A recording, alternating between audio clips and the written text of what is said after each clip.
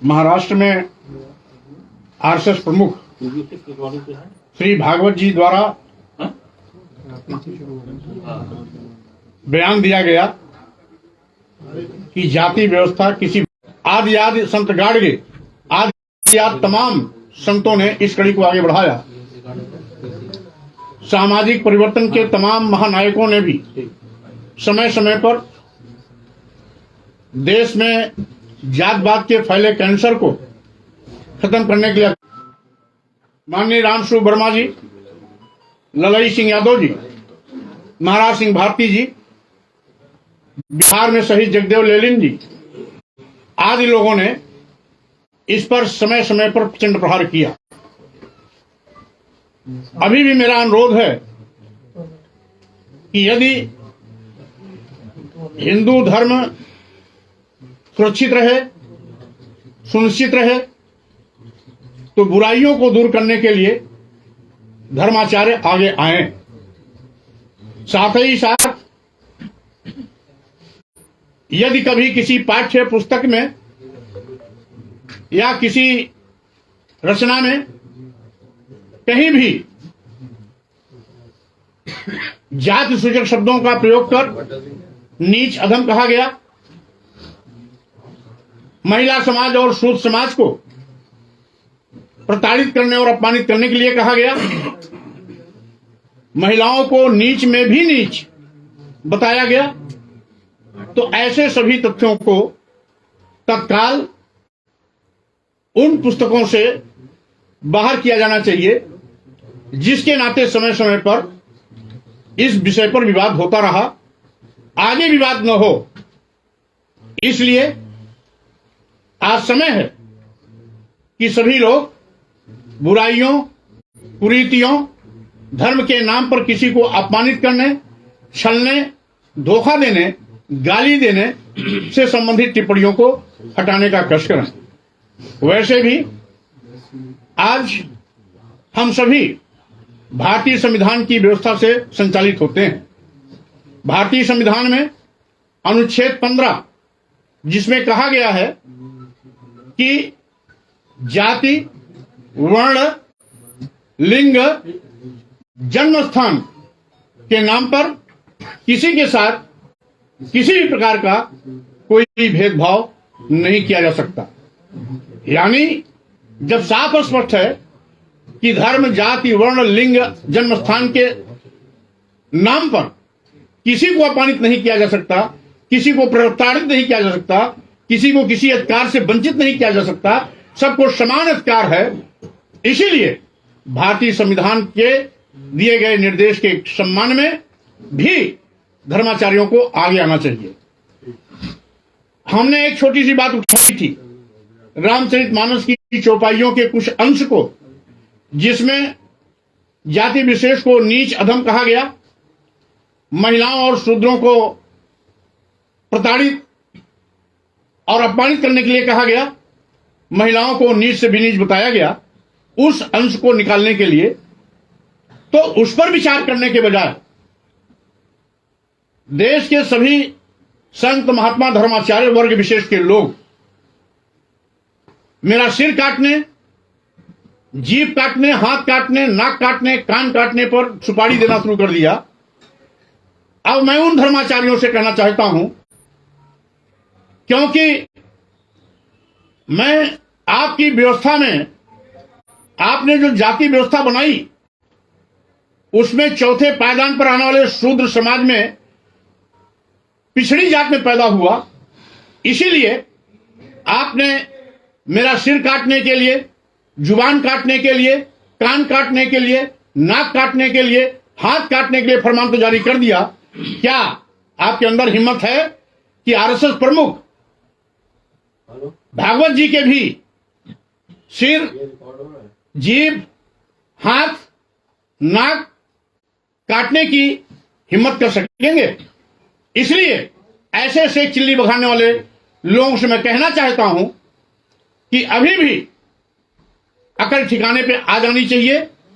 हमने आपको अपशब्द नहीं कहे, आपका अपमान नहीं किया, आपको किसी प्रकार की धमकी नहीं दी, हमने तो एक अनुरोध किया कि आपत्तिजनक टिप्पणी को हटाना चाहिए, तो उसको हटाने के बजाय आप एक आतंकवादी, हिंसक, अपराधी की भाषा बोलने लगे, तो स्वाभाविक रूप से आपकी यही सोच है जो समय समय पर हिंदू धर्म को कमजोर किया, जिसके नाते बाबा साहब डॉक्टर अंबेडकर जो हमारे देश के भारतीय संविधान निर्माता रहे, उनको कहना पड़ा था कि हम हिंदू धर्म में पैदा हो गए, हमारे बस में नहीं था, लेकिन मैं हिंदू होकर नहीं मरूंगा, ये हमारे बस में है। इसीलिए 1956 में नागपुर की दीक्षा भूमि पर बौद्ध धर्म ग्रहण किया था 10 लाख लोगों के साथ। यहां तक कि कई मौके पर आरएसएस प्रमुख भागवत जी ने यह भी कहा कि भारत में जो भी रहता है वो हिंदू धर्म का है। यहां तक कि उन्होंने यह भी व्याख्या किया कि अगर इस देश में किसी ने बौद्ध धर्म ग्रहण किया, जैन धर्म ग्रहण किया, ईसाई धर्म ग्रहण किया, इस्लाम धर्म ग्रहण किया, तो वो सब हिंदू हैं। समय समय पर इस धर्म को छोड़कर लोग अन्य धर्मों में गए हैं। इसका मतलब है ये धर्म की कमियां हजारों साल से चली जा रही हैं, जिसके नाते लोगों को इसी अपमानित और प्रताड़ित होने के फलस्वरूप उनको इस धर्म को छोड़ना पड़ा। अगर आप चाहते हैं इस धर्म का सत्यानाश न हो, तो अभी भी समय है, इसमें सुधार करें, संशोधन करें, आपत्तिजनक टिप्पणियों को हटावें, मानव सम्मान के विपरीत, मानव कल्याण के विपरीत जो भी तथ्य कहीं भी हैं उसको हटाने का काम करें। हमने तो रामचरितमानस की जिक्र की थी, लेकिन आरएसएस प्रमुख भागवत जी की इस बयान से अब तो हर पुस्तकों में जहां भी जाति व्यवस्था का वर्णन है, वो चाहे वेद हो, पुराण हो, मनुस्मृति हो, सभी अब विवाद के दायरे में धीरे धीरे आएंगे। ये विवाद न बढ़े, राष्ट्रहित में यही है। संविधान के निर्देशों का पालन करना और सम्मान करने में भी अपना धर्म है, और आपको इस हिंदू धर्म को सुरक्षित करने के लिए भी चिंता के साथ आगे पहल करनी चाहिए और कमियों को दूर करने का प्रयास करना चाहिए। तो सर, मोहन भागवत जी के इस बयान के बाद आप मानते हैं कि आरएसएस, बीजेपी जिन जातियों को लेकर आप बार बार बात करते हैं कि इनको दबाया जाता है, उनको लेकर संजीदा है, उनके हक को लेकर संजीदा है, भागवत जी ने जो बात कही, मैं इस पर केवल इतना ही कहना चाहता हूं, ये जो आज 15 दिन से लंबा विचार विमर्श चल रहा है, 16वां दिन है। इस विचार विमर्श में जातवाद का नंगा नाच करने वालों की चूल्हे हिल गई हैं। उन्होंने कहीं न कहीं इस बात का खतरा देखा कि फिर से हिंदू धर्म में कहीं पलायन न हो जाए, कहीं और किसी धर्म की ओर न जाए। इसलिए समय की नजाकत को देखते हुए आरएसएस प्रमुख श्री भागवत जी ने भले ही मजबूरी में यह बयान दिया, लेकिन उनकी चिंता जायज है। मैं इतना केवल इतना कहना चाहता हूं, आरएसएस प्रमुख श्री भागवत जी अगर मन से इस बात को कहे हैं, अगर दबाव में नहीं कहे हैं, तो धर्म के नाम पर वर्ग विशेष, जाति विशेष, वर्ण विशेष को अपमानित करना, गाली देना, आपत्तिजनक टिप्पणियों सहित सभी उन अंशों को हटवाने के लिए पहल करें, क्योंकि उन्हीं के संरक्षण में आज केंद्र में सरकार है, देश के तमाम प्रदेशों में सरकार है। माननीय प्रधानमंत्री नरेंद्र मोदी जी देश के प्रधानमंत्री हैं, और माननीय प्रधानमंत्री नरेंद्र मोदी ने भी कहा था 2014 लोकसभा चुनाव के समय, जब किसी पार्टी ने उन पर किसी टिप्पणी की थी, तो उन्होंने भी नीच होने के अपमान का दंश झेला था। सार्वजनिक सभाओं में, एक नहीं अनेक सभाओं में कहा था कि पार्टी विशेष के लोग हमें नीच कहते हैं क्योंकि मैं पिछड़ी जात में पैदा हुआ हूं। और अभी अभी जब माननीय प्रधानमंत्री नरेंद्र मोदी जी पिछड़ी जात में नीच होने का अपमान झेल चुके हैं, माननीय मोदी जी का मतलब जो गुजरात में 4 बार मुख्यमंत्री रहा हो, उस समय देश के प्रधानमंत्री के दावेदार थे, आज दूसरी बार देश के प्रधानमंत्री हैं। जब ऐसी शख्सियत को भी इस जातवाद के दंश और जहर को झेलना पड़ता है, तो गांव के एक सामान्य दबे कुचले पीड़ित शोषित दलित पिछड़े आदिवासी समाज के व्यक्ति का क्या हाल होगा, इस देश की महिलाओं के साथ कितना सौतेला व्यवहार होता होगा, इसका अंदाजा नहीं लगाया जा सकता। यही नहीं, मेरे ही बयान पर 4 दिन पहले श्री प्रवीण तोगड़िया जी ने भी कहा था कि स्वामी प्रसाद हमारे भाई हैं। मैं ये कहना चाहता हूं, अगर भाई दिखावे के लिए नहीं दिल से मानते हो तो आपको भी पहल करनी चाहिए। धार्मिक उन्माद न पैदा हो, धार्मिक टकराव न पैदा हो, धर्म के नाम पर किसी का अपमान न हो, किसी को गाली न दिया जाए, किसी को प्रताड़ित न किया जाए, किसी की उपेक्षा न की जाए। इसलिए हम इन तीनों बड़ी शख्सियत के नेता हैं, चाहे माननीय श्री भागवत जी हों, चाहे तोगड़िया जी हों, चाहे माननीय प्रधानमंत्री नरेंद्र मोदी जी हों। इनसे मेरा अनुरोध है कि आप लोग बैठक करके धर्माचार्यों के साथ बात कर इस बात को सुनिश्चित करें कि आगे इस प्रकार की टिप्पणियों पर सवाल न उठे, इसलिए इसको संशोधित किया जाए, विलोपित किया जाए या प्रतिबंधित किया जाए। आपके समर्थन में जो लोग आ रहे हैं तो मुकदमे लिखे जा रहे हैं, एनएसए लगाई जा रही है। सही बात तो आज संविधान की शपथ लेने वाले लोग खुद संविधान की धज्जियां उड़ाते हैं, संविधान विरोधी बात करते हैं और उल्टे कानून तोड़ने का आरोप किसी और पर लगाते हैं। आज यही विडंबना है। आज शेख चिल्ली बघाड़ने वालों का हौसला इसीलिए अफजाई है कि जब संविधान की शपथ लेने वाले संविधान की मंशा के विपरीत बात करते हैं तो स्वाभाविक रूप से जो उच्छृंखल स्वभाव के लोग हैं उनका हौसला बढ़ता है, प्रताड़नाएं बढ़ती हैं, अपराध बढ़ते हैं। आज मैं माननीय मुख्यमंत्री जी कहना चाहता हूं, आपको एफआईआर कराने का बड़ा शौक है और भी कठिन से कठिन धारा लगाने का बड़ा शौक है, तो तमाम संतों महंतों धर्माचार्यों ने जो सिर काटने के लिए किसी ने 21 लाख, किसी ने 51 लाख, जीभ काटने के लिए किसी ने 5 लाख, किसी ने 11 लाख, कान काटने के लिए, हाथ काटने के लिए और नाक काटने के लिए फरमान जारी किए हैं, किसी ने हत्या कर देने के लिए फरमान जारी किया है, क्यों नहीं उनके खिलाफ एफआईआर कराते हैं? क्या रिश्ते में लगते हैं? क्या ऐसे लोगों को आप बढ़ावा देंगे?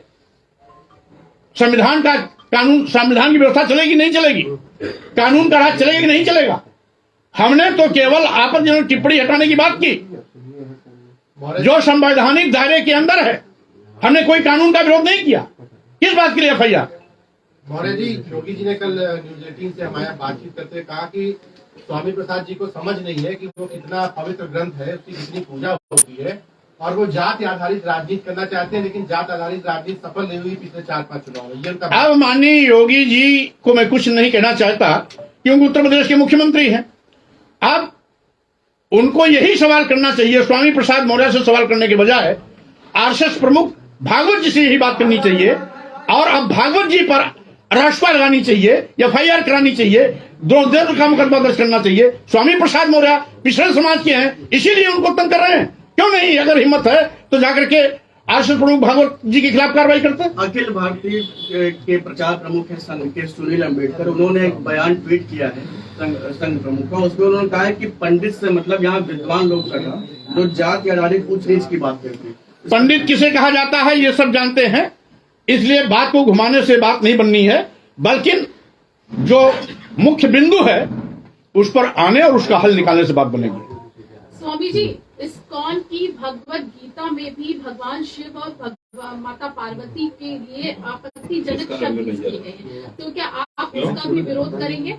अभी मैं जहां हूं वहां रहने दीजिए, आगे उसका भी जवाब दूंगा। स्वामी जी, कल all India Muslim personal law board की एक बैठक हुई है, उसमें कॉमन सिविल कोड का विरोध किया गया है। हालांकि सरकार कह रही है ये हमारा मेन एजेंडा है। केशव प्रसाद मौर्य ने कहा है कि सबको एक छत के नीचे आना चाहिए। देखिए, जो भी हो, भारतीय संविधान के निर्देशों के क्रम में कोई बात हो उचित होगा। हम समझते हैं कभी भी किसी को कानून अपने हाथों में नहीं लेना चाहिए। मैं भी इस बात को आज 16 दिन हो गया शांतिपूर्ण तरीके से ही इस बात को मैं रख रहा हूं, क्योंकि अगर किसी मामले को हल करना है तो शांतिपूर्वक बात करना और शांतिपूर्वक तरीके से उस बात को मनवाना ही इसका हल है, न कि कोई हिंसक रास्ता अख्तियार करना। स्वामी जी, कथावाचक देवकीनंदन जी लखनऊ में पिछले 2 दिन से बातचीत में हुए कह रहे हैं कि पिछले 100 घंटे से कोशिश कर रहा हूं कि स्वामी आपसे बात कर सकूं और जिन लाइनों को लेकर आप बात कर रहे हैं उनका सही अर्थ आपको बता सकूं। आप बात भी कर रहे हैं कि बातचीत से रास्ता निकल सकता है, तो क्या कोई रास्ता है कि आप लोग बैठे चर्चा करें, क्या कुछ है? जिन लोगों ने जाति बनाई उन्हीं लोगों को इस पर बैठ के बात करना होगा, क्योंकि एक सामान्य सी बात है, हम तो जाति व्यवस्था के भुक्तभोगी हैं। जिन लोगों ने जाति व्यवस्था के नाम पर अपना वर्चस्व स्थापित किया, ठेकेदारी चलाया, सभी को अपने से नीच बताया, अपने को स्वयंभू बताया, ऐसे ही स्वयंभू लोगों को बैठ करके इसका हल निकालना पड़ेगा। भुक्तभोगियों के इकट्ठा होने से या उनके बात करने से इस मामले का हल नहीं होना है। अपनी पार्टी में भी आपको सर स्वामी जी, पल्लवी पटेल वो कह रही है कि जब 5 कालिदास मार्ग खाली कराया गया था केसी से, तब आपने पार्टी क्यों नहीं छोड़ दी थी उसी समय जब आपको विरोध करना था? गंगा जल से धुला गया था उन्होंने कहा। मैं उसमें पार्टी में नहीं था भाई, इसलिए जानकारी चल रही। उनका कहना भाजपा में मंत्री थे जिस समय हटाया गया, वहाँ पे गंगा जल से धुलवाया गया। नहीं, भाजपा उसमें मंत्री भी नहीं था, उसमें पहले सब हो गया था। पर फिर भी सर उस समय एक घटनाक्रम घटा, आप उस पूरी पॉलिटिक्स का पार्ट थे, तब भी आपको आगे बोलना चाहिए था। आप अपनी पार्टी में क्यों घेरे जा रहे हैं? अब ये तो बाद में पता लगी ना, जब हमें पता लगी तो मैं बोला। आप नहीं फंसा पाओगे, हाँ, फंसा नहीं पाओगे। समाजवादी पार्टी में कई लोग हैं, ऋचा सिंह है, जो विरोध कर रहे हैं आपकी जो भाषा रामचरितमानस को लेकर, समाजवादी पार्टी के लोग। अब उनकी बात तो न मैं सुनता हूं न जानता हूं, और पार्टी उनको महत्व भी नहीं देती है। राष्ट्रीय अध्यक्ष जी जब तक इस पर किसी प्रकार का कोई बात नहीं रखते हैं, कोई माने नहीं रखता है, राष्ट्रीय अध्यक्ष जी खुद शूद्र होने की पीड़ा को बयां कर चुके हैं। सर आप जो है हिंदू धर्म को मानते हैं या बौद्ध धर्म के? हम सभी धर्मों को मानते हैं। मतलब बौद्ध धर्म या हिंदू धर्म? हम सभी धर्मों को मानते हैं।